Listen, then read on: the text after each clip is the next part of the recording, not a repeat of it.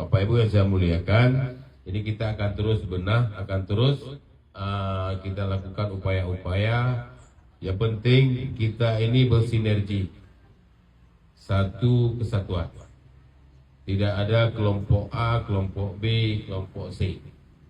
Kita harus satu, karena kita harus memberikan yang terbaik kepada masyarakat Ciaksas. Siap?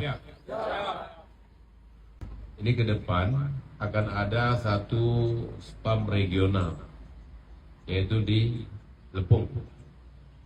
Di sana itu mungkin sangat besar itu.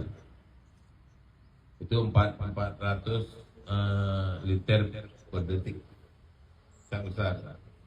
Dan juga mungkin kalau memang dipercayakan, bisa dipercayakan kepada PDAM Aceh Besar untuk pengelolaan. Satu lagi kita juga sudah punya satu lagi spam, yaitu di Simpang Janto.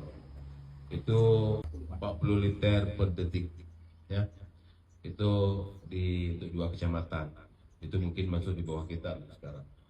Saya berharap mudah-mudahan di bawah kepemimpinan Bapak Yusmadi, walaupun hanya PLT, mungkin bisa ada perubahan, dan juga kita berharap bisa nantinya akan lahir seorang pemimpin di PDAM ini yang definitif, yang mempunyai karakter leadership yang bagus dan bisa memersatukan semua karyawan yang ada di PDAM.